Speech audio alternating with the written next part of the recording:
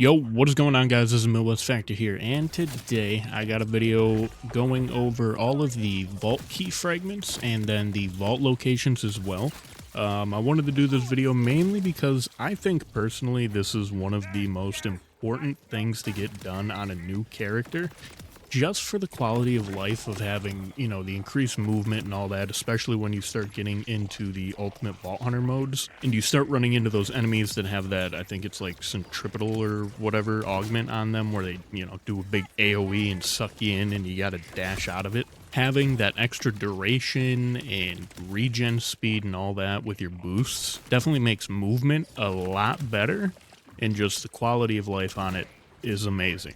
And you get all those upgrades from finding and completing all three of the vaults in the game. So the three main chunks of the map being, the Fadefields, Carcadia Burned, and Terminus Range, they each have 3 vault key fragments each, and 1 vault that those key fragments go into. Now, what you're seeing on screen here is actually a website called Map Genie.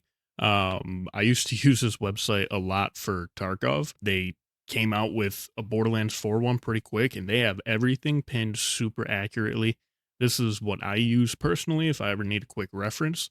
I'm just going to put this out there so, if I don't go over something well enough in this video and you guys need to look at a map for yourself, Map Genie, in my opinion, it's definitely going to be the best website for this. It has filters, you can customize what pins you see and all that. If you're just looking for something specifically, you can turn everything else off, you can have everything on, whatever you need. If you need to know where it is, this website is going to have it. But as you can see here, if I zoom in a little bit, I have faction towns, fast travel points, vault fragments, and then the vaults. Those are the 4 pins I have right now, just so, it's a quick reference as to where you need to fast travel to, where the keys are, and where the vaults are at the end. So let's go over the Fadefields.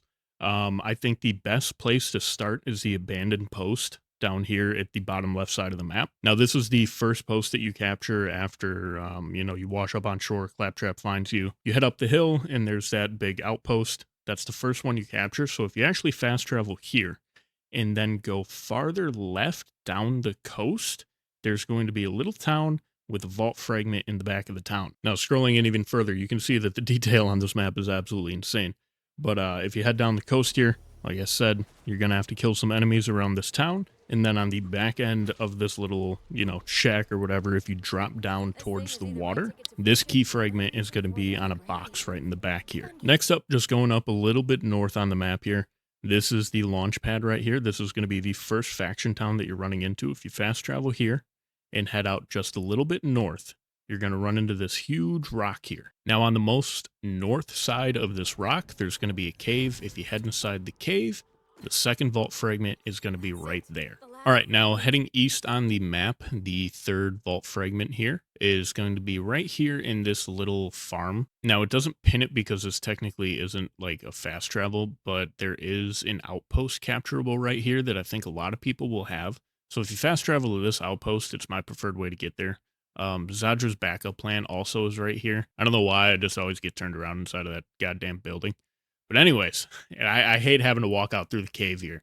But so if you fast travel to this outpost, you just go east, and then there's going to be this farm right here. Now, this is the first one that is a little bit hidden on how to get to. So you're probably going to have to kill the rippers that are in here, and then you're going to pull off this little cover and head underneath this big platform here, and that's where the fragment is going to be. Okay, now that you have all 3 key fragments, now it's time to go open the vault. If you head right over here to where you enter the cave to go into Zadra's backup plan first, you'll know what I'm talking about if you played through the story. Instead of going through that cave, you're going to want to cross this little river, head up the waterfall all the way up to the top here, and you're going to fight your way through this wreckage then, and then go south up the hill. And this is where you're going to see the entrance to the first vault. Go ahead, put your keys in there, enter it, make sure to pick up the quest, fight your way through, kill the boss, and get your upgrade. All right, now we're going to be heading over to Carcadia Burn. We're going to go over all of these key fragments and then the vault. So we're just going to go, from the most south one all the way up to the top, and then we'll go over the vault here. So starting off with this one in Lopside, this is the fast travel station here. This is an outpost you can capture. And actually, if you head straight from this south, you're going to run into this gas station. If you jump onto the roof of the gas station from the front side, the key fragment is going to be right on top there. All right, and the next one is going to be just north, right up here in Tonnage Peel. As you can see, this is the fast travel station we used last time. Coming up here, this is going to be in the wreck of the Last Great Hope. Now, this is another one that's a little more hidden than the others. As you're wandering around here, you're going to see some entrances in this wreckage. You're going to want to go in there. You're going to have to pull off another vent to drop down and get to this key fragment as well. All right, and then the last one is going to be way north here up in the ruined slumplands. As you can see, it's right on this beach here. There's going to be a little pathway in between here. And if you follow that path down, turn right, it's going to be right up on that ledge there. All right, now to open the vault. So this is Moxie's bottoms up. This is where the vault is. So I think this is probably the best fast travel station to use. If you just head out here, follow this road down. Once you get here, you're going to see these big kind of like highway roads, like overpass things that are broken. This one's going to be right out in the open, right underneath the big overpass. This is actually the first vault that I did, and I was super confused for the longest time because I was absolutely sure that these vaults were going to be a little more hidden, but no, they are just slapped right on top of the most random areas.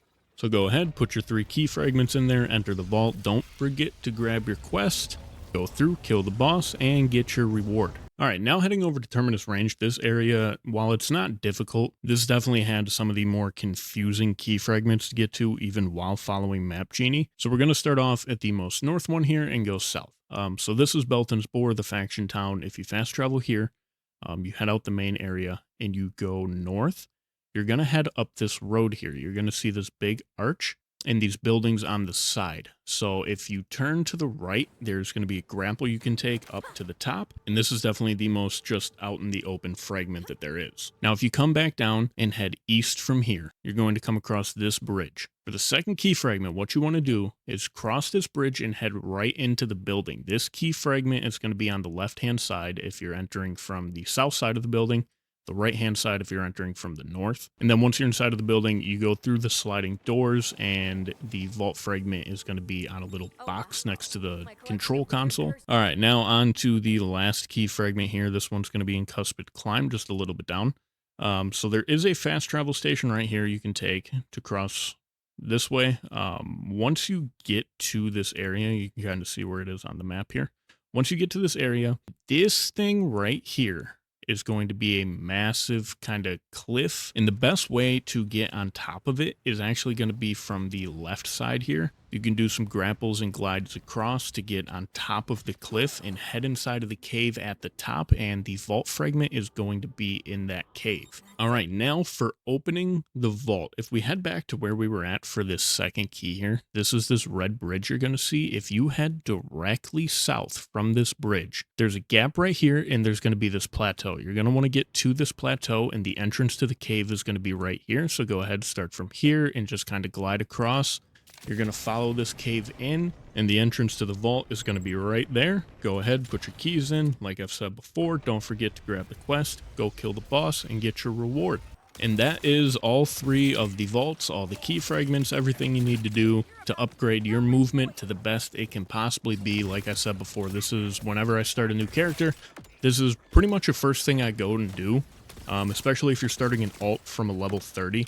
I think going around and doing this is going to open up a lot of the map for you, because as you're going around, you can also be grabbing fast travel stations, you know, outposts, stuff like that. And this just makes dealing with those centripetal enemies so much easier. And the quality of life of just having better movement overall just can't be overlooked. Like I said, all this was done on Map Genie. I'm going to drop the link to Map Genie down in the description below if you're looking for anything in this game whatsoever, whether it be the fragments, the vaults, abandoned drill sites, auger mines, where certain bosses are, whatever it is.